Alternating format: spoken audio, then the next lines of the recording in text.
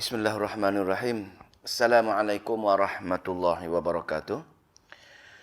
Alhamdulillah nahmaduhu wa nasta'inuhu wa nastaghfiruh wa na'udzu billahi min syururi anfusina wa min sayyiati a'malina. Man yahdihillahu fala mudilla lahu wa man yudlilhu fala hadiyalah. Wa nashhadu an la ilaha illallah wahdahu la syarikalah. Wa nashhadu anna Muhammadan abduhu wa rasuluh. Rabbi shrah li sadri wa yassir li amri. Wahlul 'uqdatam min lisani yafqahu qawli. Amma ba'd. Alhamdulillah, teruskan pengajian kita untuk surah Al-Haqqah. Al-Haqqah petang ini ayat yang ke-37. Kita baca, semoga Allah memberi kefahaman kepada kita dan juga memberi istiqamah untuk beramal dengan ayat-ayat Allah Subhanahu wa taala insya-Allah. A'udzu billahi minasyaitonir rajim. Bismillahirrahmanirrahim. La ya'kuluhu illal khati'un. Fala uqsimu bima tubsirun wa ma la tubsirun. Innahu laqawlu rasulin karim wa ma huwa biqawli syair qalilan ma tu'minun. Itulah rangkap awal dalam bahagian yang ke surah Al-Haqqah. Saya nak imbaskan balik surah Al-Haqqah ini apa tajuk yang nak bincangkan. Dia bermulanya dengan surah Al-Mulk, di mana Al-Mulk ialah surah yang membicarakan bab tauhid, yakni Allah menegaskan tentang tauhid fil barakah. Maknanya Allah menekankan semua hamba-Nya, kalau nak jaga keimanan, nak pastikan dia dalam beriman kepada Allah Subhanahu wa taala, mereka mesti mengambil berkat dari mana-mana sumber berkat yang Allah nyatakan keberkatan dia. Yakni sumber keberkatan tersebut daripada Allah dan daripada mana sumber yang Allah nyatakan. Sekiranya kita mengambil berkat daripada sumber-sumber lain, yakni daripada mana-mana sumber yang Allah tak nyatakan keberkatan dia, itulah merupakan kesyirikan kepada Allah Subhanahu wa taala. Jadi Allah buktikan dalam surah Al-Mulk bagaimana dalil-dalil akli yang begitu banyak, dalil akli khas, dalil akli umum, untuk memastikan bahawanya dia sahaja yang mempunyai sifat-sifat kudrat, sifat-sifat ilmu, dan pasal itu dia mempunyai sahaja kuasa keberkatan pada dia. Maka pada makhluk lain selain daripada dia memang tidak ada memiliki kuasa berkat dan tidak layak pun memberi berkat. Tapi sebahagian besar manusia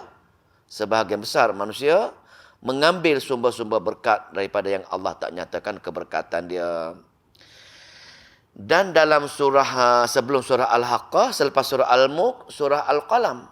Surah Al-Qalam ialah Allah nak tegaskan sekali lagi, memandangkan hamba pentingnya sangat kamu faham mengenai tauhid fil barakah.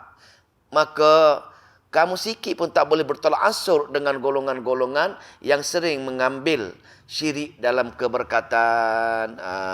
Tak boleh bertolak ansur, tak boleh bersama-sama mereka, tak boleh mengiyakan apa mereka kata, tidak sekali-kali dibenarkan untuk bertolak ansur ataupun beramal bersama-sama mereka ataupun mengambil ilmu dengan golongan-golongan mereka. Surah Al-Qalam dah jelas begitu tegas penegasan Allah Subhanahu wa taala, tidak dibenarkan sama sekali bertolak ansur sebagaimana surah Al-Qalam. Habis surah Al-Qalam, Allah sambung balik dengan surah Al-Haqqah dan Al-Ma'rij. Al-Haqqah, Allah buat dalil ancaman duniawi dan sikit ancaman ukhrawi. takhwif duniawi, di mana Allah kata golongan-golongan yang bersekongkol. Sama ada golongan-golongan yang mengambil berkat daripada di mana-mana yang Allah tak nyatakan keberkatan.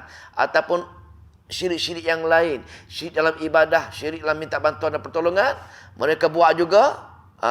Aku ugut macam mana mereka buat juga.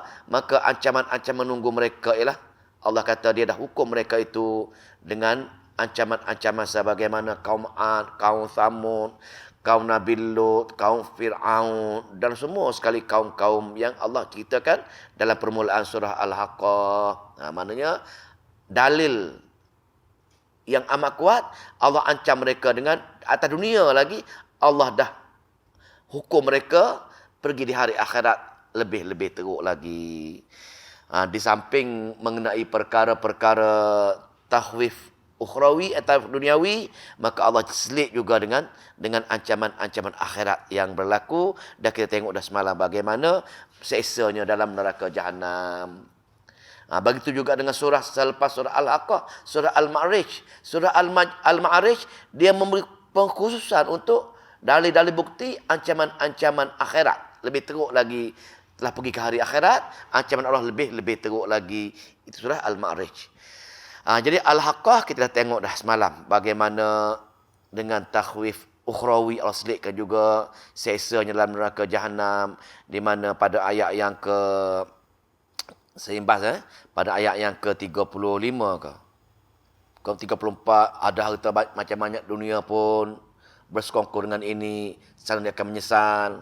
Lepas tu ada popular, ada kuasa atas dunia pun bila pergi menemui Allah di hari akhirat pun menyesal. Tiada guna harta ke kuasa ke bila pergi menemui Allah Subhanahu Wa Taala. Yang ada ketika itu ialah tahap keimanan mereka yang betul-betul mengikuti sebagaimana yang arahkan, dan juga tahap amalan mereka sebagaimana betul-betul ditunjukkan oleh Nabi kita Nabi Muhammad sallallahu alaihi wasallam. Itulah berguna di hari akhirat.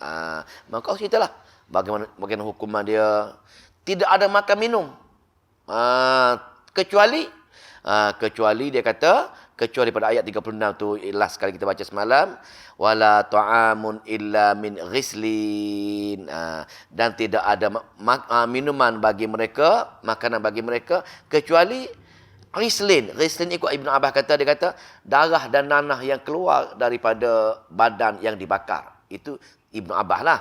Tapi dari segi bahasanya, huruf rin, salin ini ialah risal ini ialah bahan kotoran daripada basuh tu. Bila kita basuh pakaian kan, kekotoran, najis ke, debu-debu ke yang keluar daripada basuh itu dipanggil rislin. Pun ada tafsiran juga. Tapi ikut tafsir Ibnu Abbas, rislin dimaksudkan untuk minuman.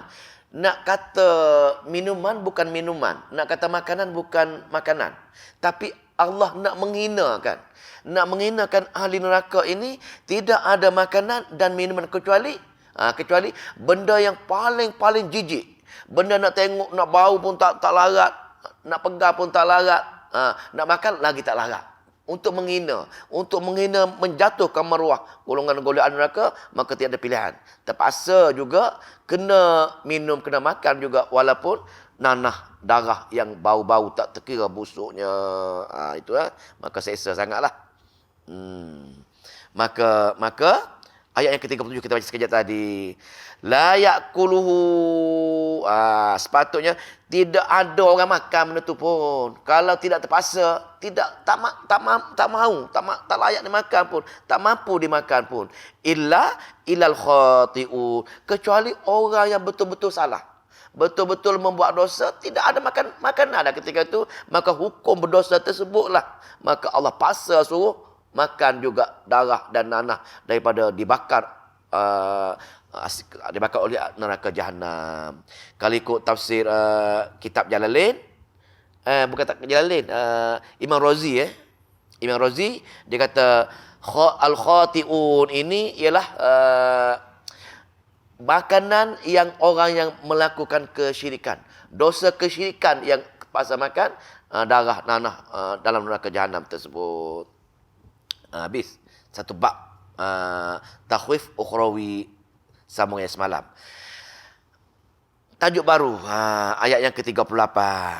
Dah tengok dah bagaimana kedegilan manusia Allah telah ancam dengan takhwif duniawi dan sikit takhwif ukhrawi, maka memandangkan seksanya. Atas dunia pun seksa, akhirat lebih-lebih lagi tentang maka Allah bersumpah. Wahai hamba, jaga-jagalah kamu. Wahai hamba, takutlah kamu, takut tergolong kamu menjadi ahli neraka jahanam yang amat-amat mengerikan. Maka ayat 38 Allah bersumpah. Qasam panggil ayat qasam. Fala uqsimu bima tubsirun. Maka aku bersumpah. Aku bersumpah dengan apa? Bima tubsirun. Demi apa yang kamu melihat. Allah dia boleh bersumpah dengan apa saja. Maksud di sini, maka aku bersumpah demi apa yang kamu melihat. Maka tafsir mengatakan dalam konteks ayat ini Allah bersumpah dengan apa dia? Yang orang Arab dah melihat. Kesan-kesan peninggalan sejarah. Maknanya kaum Ad dimusnahkan, kaum Samud dimusnahkan, nampak kesan-kesan tersebut. Ada untuk kaum Samud nampak di Madain Soleh tersebut ada Arab Saudi buat sebagai tapak sejarah. Boleh pergi melawat tengok pun kesan sejarah bagaimana kaum Ad dan kaum Samud dimusnahkan hingga habis semua bakanya. Maka Allah bersumpah. Allah bersumpah dengan yang melihat kesan-kesan tersebut.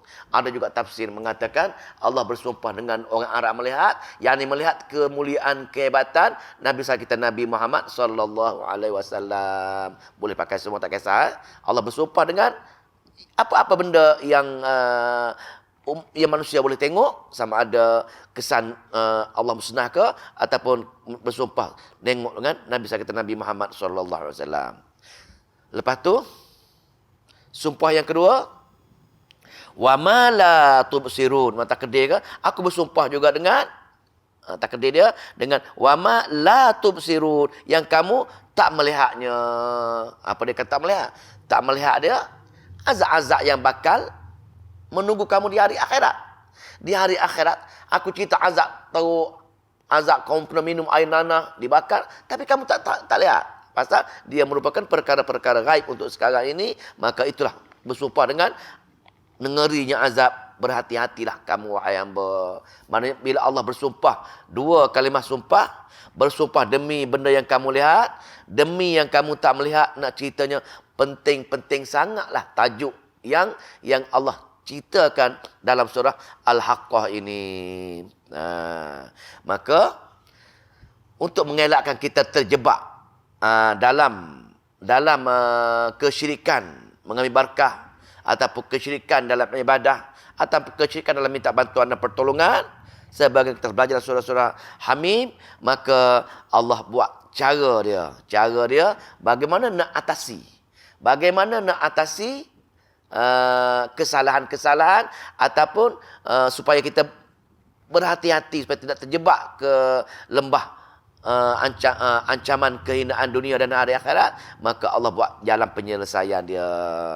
Apa dia jalan penyelesaian dia? Jalan penyelesaian seperti mana ayat yang ke-40.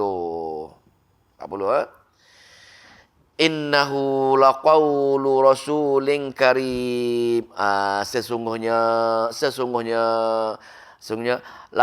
laqawlu, benar perkataan-perkataan. Sesungguhnya setiap perkataan rasulin, setiap rasul adalah benar. Maknanya kita di sininya wahai orang Arab yang tak percaya dengan pelantikan Nabi Muhammad sebagai rasul, maka segala yang Nabi cerita itu adalah daripada aku, yang ini benar daripada wahyu Allah Subhanahu wa taala. Maka rasul tersebut sebenarnya rasulin karim, rasul yang maha mulia Muhammad tersebut, pasal aku pilih dia. Maka sini rasul dalam Al-Quran untuk malaikat, rasul ni Melayu kita utusan lah. Kalau malaikat, rasul dia malaikat Jibril. Sebab dalam Al-Quran kadang-kadang Jibril dipanggil rasul, utusan. Tapi sini pasal laqawlu tu, benar-benar perkataan rasul tu, benar-benar perkataan dia, perkataan daripada ayat-ayat Allah Subhanahu wa taala merujuk kepada Nabi besar kita Nabi Muhammad sallallahu alaihi wasallam. Yakni dia membaca wahyu Al-Quran, dia baca-baca Al-Quran, maka setiap perkataan dia yang daripada Al-Quran ataupun wahyu ataupun dalam hadis-hadisnya merupakan benar daripada baginda, iaitu yang mulia, yang maha mulia sangat Nabi besar kita Nabi Muhammad sallallahu alaihi wasallam. Dan orang Arab pun faham benda ni. Pasal kenapa dia faham? Pasal sebelum Nabi baca ayat-ayat Allah, sebelum Nabi tabligh mereka dengan tidak ada ilah yang lain melainkan Allah sahaja, maka mereka memuliakan Nabi. Bila Nabi ajar macam tu, baru mereka bangun melawan pasal bercanggah dengan akidah mereka. Apa tu? Bahawasanya tadi innahu laqaulu man, setiap benar-benar perkataan yang perkataan wahyu daripada kami itu benar yang mulia tadi. Wa ma huwa ini pun ada satu kisah, satu bukan asbab nuzul, sebenarnya ada riwayat mengatakan Sayyidina Umar sebelum dia masuk Islam, dia niat nak menghalang Nabi daripada berdakwah. Maka dia tengok hala pergerakan Nabi. Maka dia tengok satu hari itu Nabi menuju ke Kaabah. Maka dia cepat-cepat ikut Nabi. Maka dia nak, ada setengah mengatakan dia nak bunuh Nabi, ada setengah mengatakan dia nak buatlah yang seksa Nabi ketika itu. Maka dia pergi ikut belakang Nabi, dia berdiri di belakang Nabi di Kaabah. Bila berdiri, Allah turunkan baca surah Al-Haqqah ni. Baca ni. So, baca surah tu lah. Baca innahu laqaulu rasulin karim. Sungguhnya benar perkataan-perkataan yang nak baca ini adalah daripada Nabi yang benar daripada wahyu Allah Subhanahu Wa Taala. Maka ni ayat ni maka bila dia dengar sedap, Sayyidina Umar dengar sedap ayat-ayat Al-Haqqah ni. Maknanya ayat dia menarik, baca dia. Tengok tahu menarik. Tengok baca. Fala uqsimu bima tubsirun wa ma la tubsirun. Sedap berakhir dengan nun. Innahu laqaulu rasulin karim. Wa ma huwa biqauli sya'irin qalilan ma tu'minun. Kalau Nabi, siapa saja baca Quran dengan lagu yang sedap, suara yang sedap, amat menarik, maka Sayyidina Umar terdetik hati dia. Dia berdiri belakang Nabi nak kerjakan Nabi. Dengan Nabi baca ayat-ayat yang macam ini, dia kata, ini bukan sebarang kata-kata ini. Ini syair ni. Ini syair. Dia terdetik hati dia mengatakan apa yang Nabi ini seorang penyair ketika itu. Sedangkan Nabi sedang baca Quran ni, innahu laqaulu rasulin karim. Selepas dia terdetik mengatakan ini syair, Nabi ini penyair, maka Nabi baca ayat ni. Wa ma huwa biqauli sya'irin, dan bukanlah dia yang dibaca tadi Al-Quran tadi biqauli, perkataan-perkataan dia sya'irin, bukan dia seorang penyair. Terkejut Umar. Bagaimana dia tahu pula hati aku detik mengatakan syair? Pasal tengok orang apa dia tu? Berkeliaran.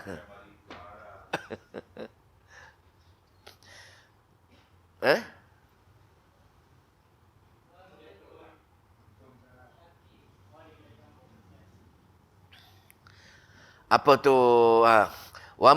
Maka bila Nabi baca saja ayat, terdetik dia kata ini sedap ni, macam syair ni. Ada rangkap-rangkap dia macam tu.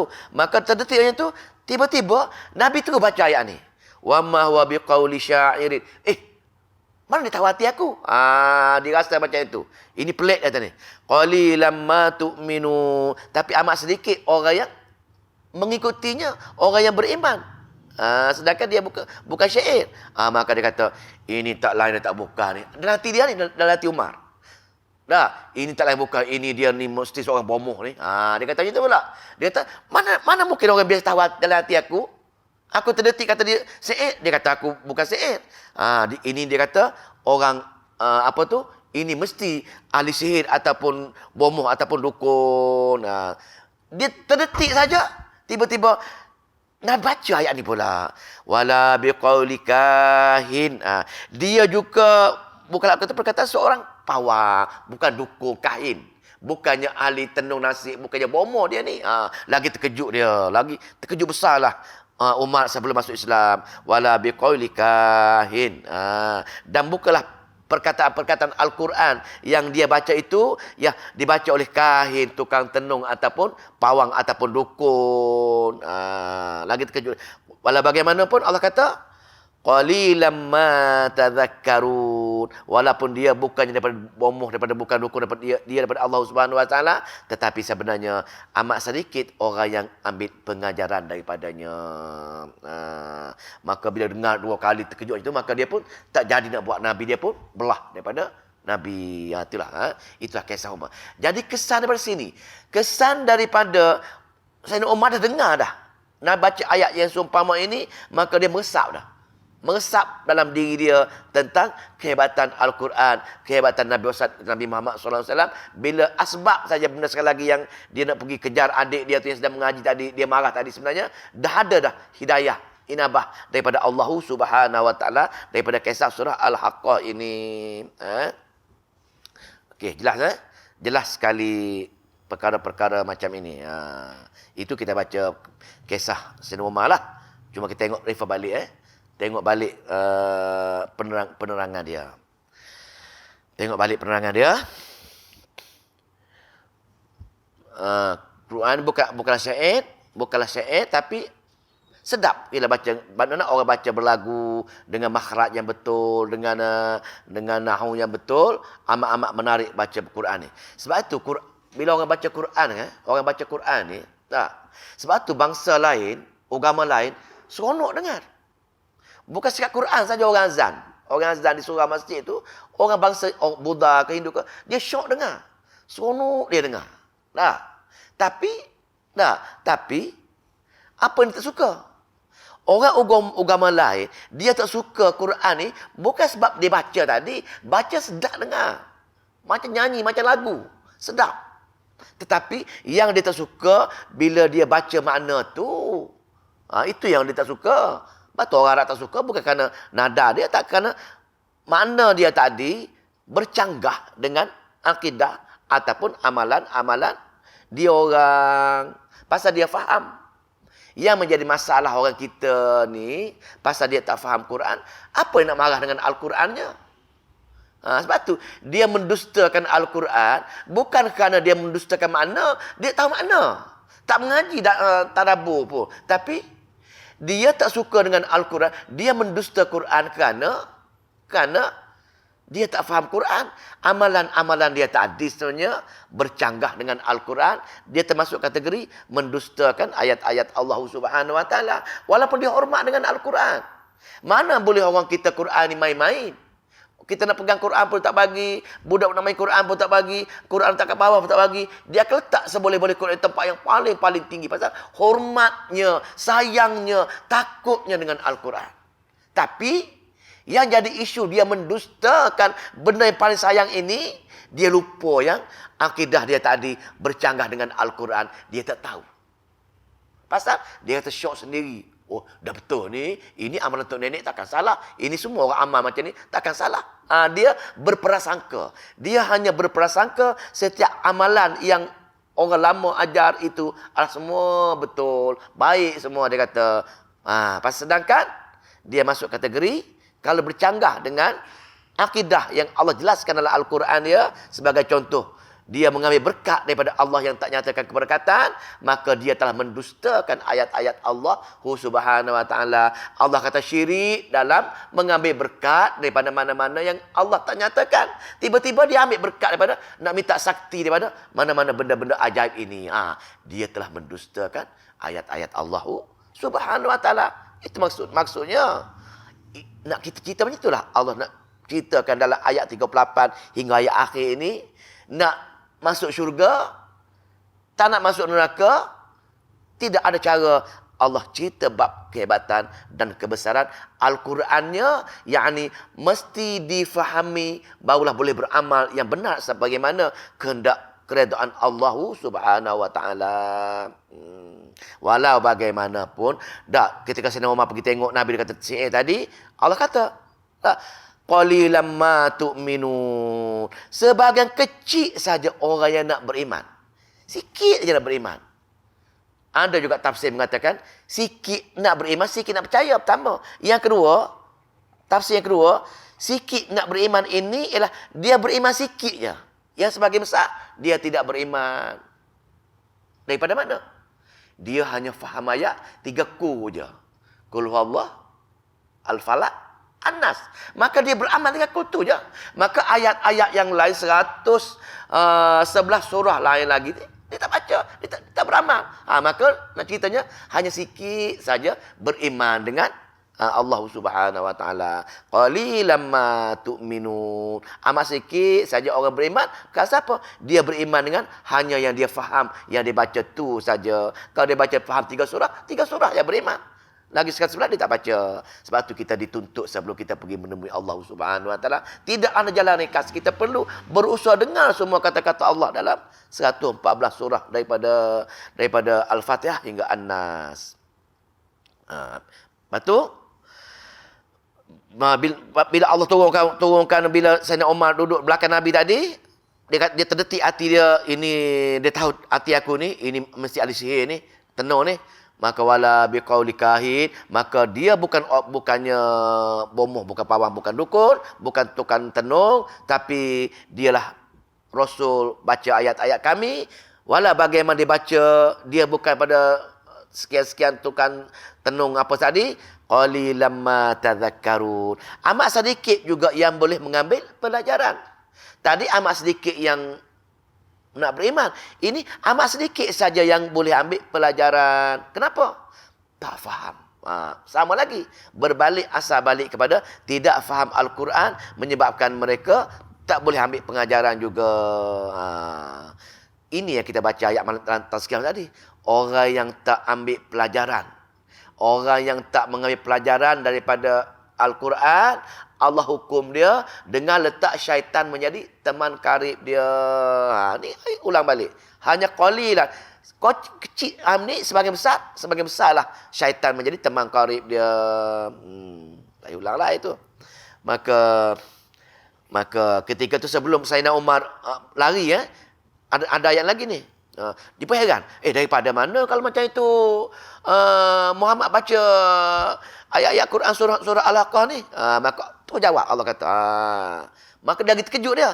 Tanzilum mir rabbil alamin.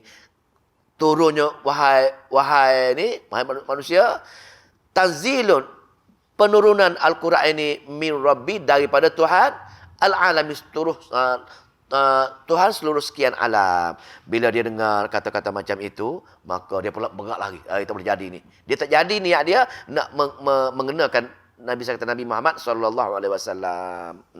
Habis ayat tu, habis ayat yang ke-43 tentang kehebatan kemuliaan Al-Quran. Ayat 44. Ini penting kan ni. Ayat ni ayat apa? Walau taqawwala alaina ba'dal aqawila. Walau, dan seandainya apa? Taqawwala. Seandainya Nabi ini, ini untuk Nabi ini Allah sabitkan Quran ini tak boleh main-main. Tak boleh buat sebarangan. Dia kata walau taqawwala, dan seandainya Nabi Muhammad ini taqawwala, dia mengada-ngadakan perkataan dalam Al-Quran tak sama dengan aku suruh malaikat Jibril ajar dia. Apa maksud itu? Inilah maksud dia. Apa dia? Bid'ah dalam agama. Allah kata, kalau Muhammad itu ajar Quran, baca Quran, tak sama dengan aku suruh, sama dari segi amalan ke, dari segi akidah ke, apa jadi? Dia mengada-ngadakan perkataan. Buat perkara-perkara barulah. Alaina, ke atas kami, ba'dal, dan dia jual nama kami. Dia kata, aku yang suruh, aku yang buat. Aku yang suruh berfahaman demikian. Aku yang suruh dia beramal dengan sekian. Dia jual nama Allah. Kalau Muhammad taqawwala, menjual nama aku, sedangkan aku tak kata macam itu, dia pandai-pandai buat, dan dia letak atas nama aku ba'dal aqawi. Dia menjual nama aku atas perkataan dia tadi. Sama tak? Sama tak orang mengajar hadis palsu? Sama. Dia jual nama Nabi, dia jual nama Allah, sedangkan dia pandai-pandai reka perkara-perkara ini. Walau taqawwala alaina ba'dal lazi. Kalaulah, tengok tengok betapa beratnya hukuman bid'ah. Tengok Kalau Nabi kalah tapi tak pernah berlaku, tak pernah buat, mana Nabi buat bid'ah? Tak berlaku pun. Tapi Allah bagi tahu hukum. Kalau ketua agama, dia sanggup buat perkara-perkara bukan daripada Allah Subhanahu Wa Taala, tengok apa hukuman Allah kata. Dia kata la akhadna minhu bil yamin. Tengok Allah ni, Allah ancam ni. La akhadna, nescaya kami pegang. Nescaya kami pegang minhu darinya bil yamin, di tangan kanan. Tangan kanan ni. Nescaya aku pegang tangan kanan Nabi ni. Kenapa tangan kanan Nabi? Pasal tafsir mengatakan tangan kanan ini ialah sumber kekuatan.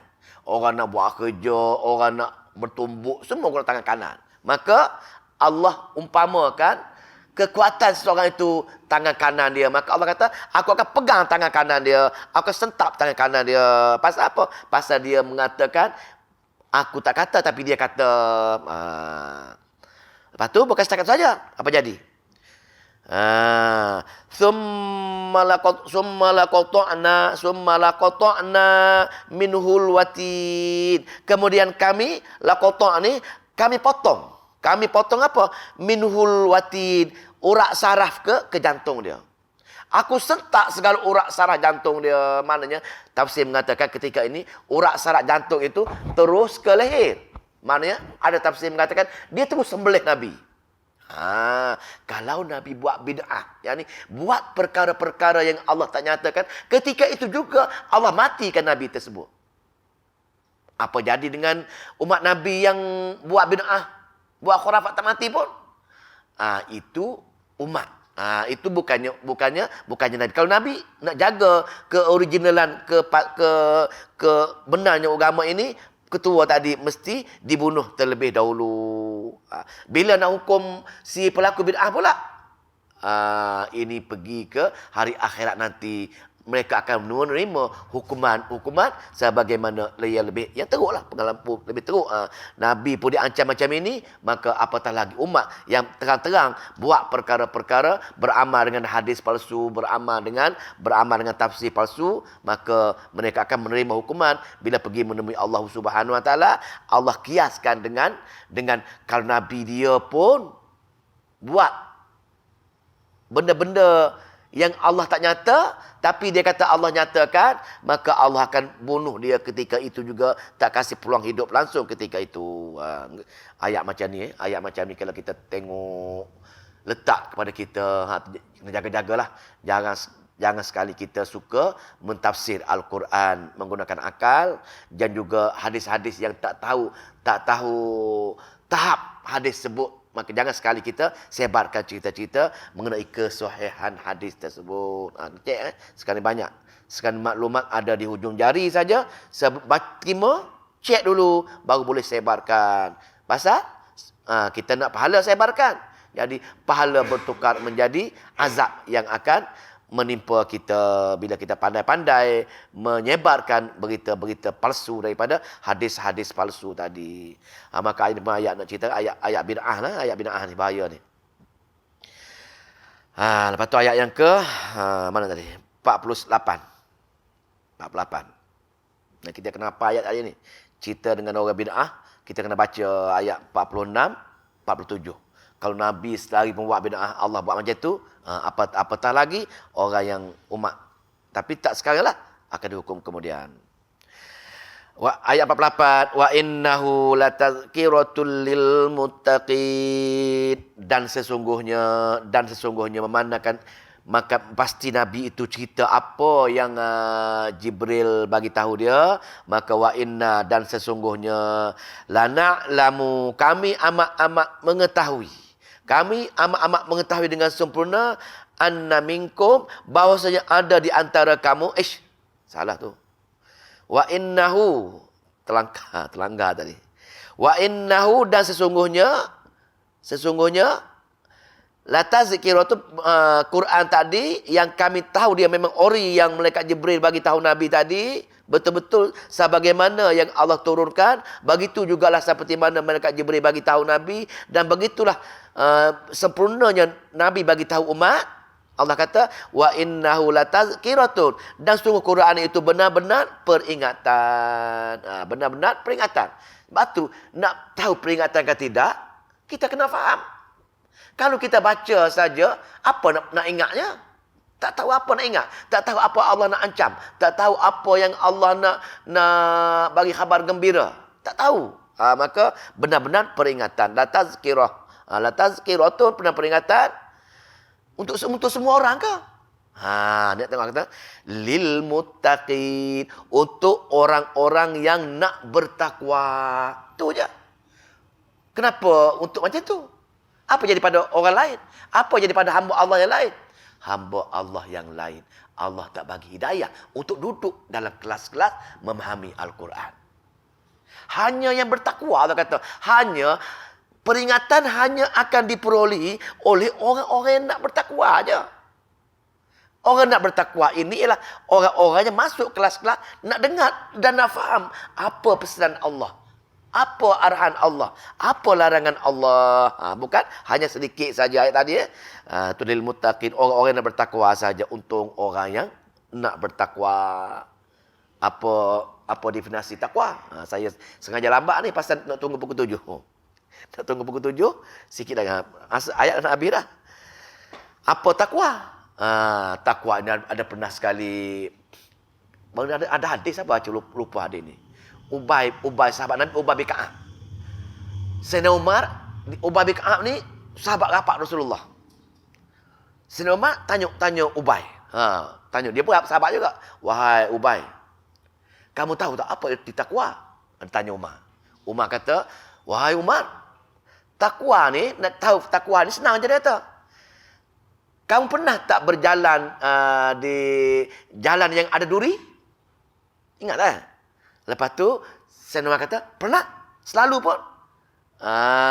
Maka Ubay kata, seumpama itu takwa. Bila kamu jalan tempat, apa kamu buat? Tanya dulu. Apa kamu buat bila kamu jalan tempat berduri? Sayyidina Umar kata, aku mengangkat kain aku dan aku hati-hati. Amat hati-hati, takut tersangkut dengan duri. Ubay kata, itulah takwa. Takwa ini, takwa ialah bila kamu baca ayat-ayat Allah, kamu faham ayat-ayat Allah, timbul perasaan takut pada Allah. Kenapa? Pasal kamu kenal Allah. Bila kamu takut dengan Allah, kamu akan hati-hati. Kamu akan hati-hati, takut. Segala amalan kamu tak sama dengan apa yang Allah perintahkan Nabi dia buat.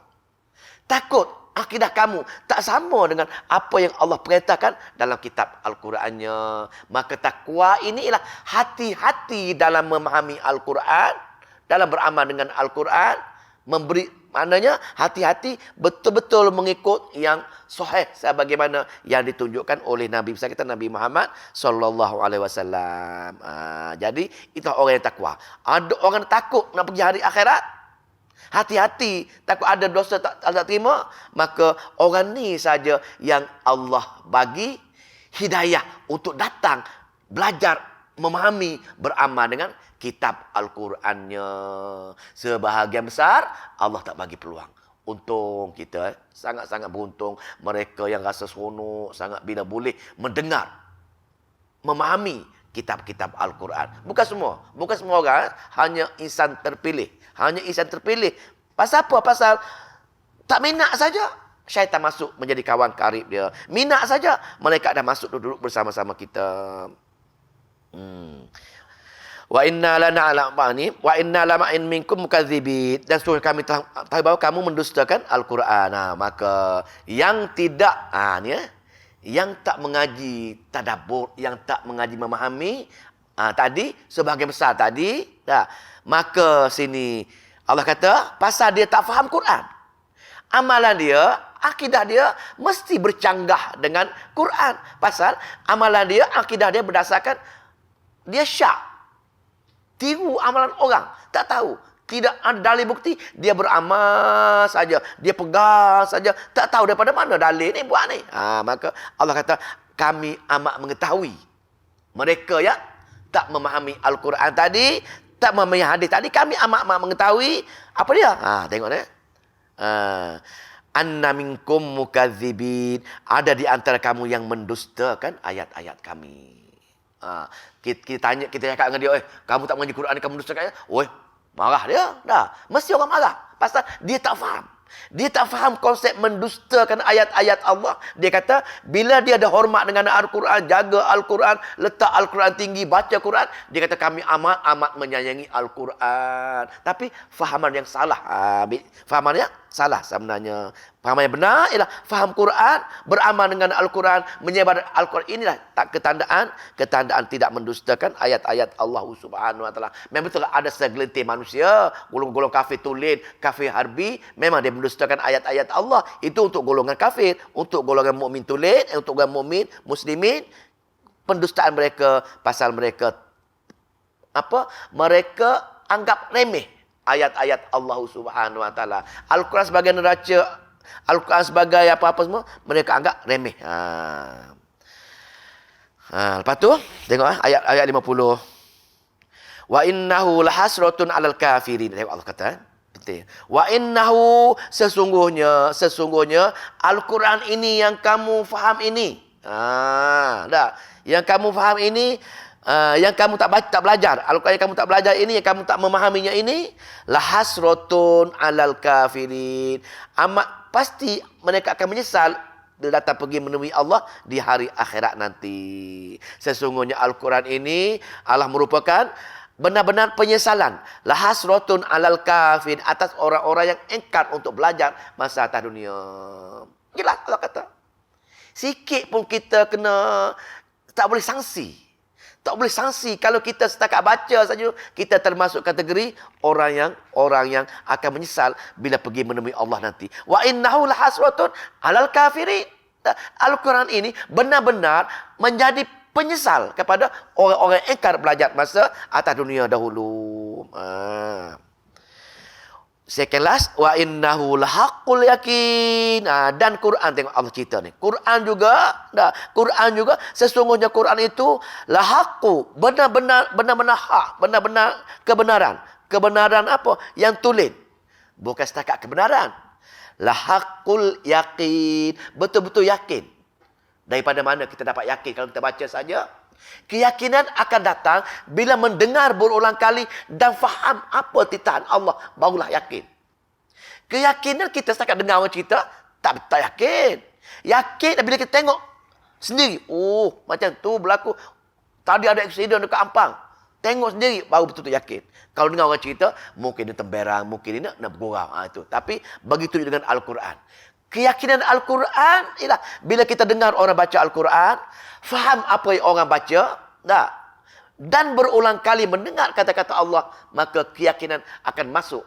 Allah akan campakkan keyakinan dengan kekuatan, kehebatan Allah Subhanahu Wa Taala. Ini timbulnya ketakutan dan timbul kita berhati-hati dalam kehidupan kita, takut-takut kita melanggar arahan Allah. Jadi bila tahu dah penting-pentingnya sangat Al-Quran. Al-Quran kita akan menyesal kalau kita tak faham, tak belajar. Al-Quran ini kita merupakan perkara-perkara kebenaran bila kita yakin dengan dia, dengan cara dengar berulang kali. Al-Quran ini kalau kita belajar, kita akan selalu mendustakan ayat-ayat Allah. Dan dengar Allah ceritakan betapa perlunya memahami Al-Quran. Maka Allah tutup surah Al-Haqqah dengan memandangkan aku saja Tuhan Al-Quran. Aku turun Al-Quran untuk kamu faham sebagai neraca, sebagai alat untuk datang menemui aku. Kalau kamu terima Quran, faham Quran, beramal dengan Al-Quran, pegang dengan Al-Quran, baru kamu layak datang jumpa aku balik. Fa imma ya'tiyannakum minni huda faman tabi'a hudaya fala khaufun 'alaihim wa lahum yahzanun. Kisah Nabi Adam Bila Nabi Adam diperintahkan turun ke dunia, maka Allah pesan dengan dia, wahai Adam, fa imma ya'tiyannakum minni huda, tunggu kitab hidayah aku. Pesan pada anak cucu-cucimu. Dunia ini satu cara saja datang menemui aku, fa imma ya'tiyannakum minni huda, tunggu kitab hidayah, ni kitab Al-Quran kita. Kalau kamu tak jumpa kitab Al-Quran, cari dia, belajar dia, faham dia. Pegang betul-betul.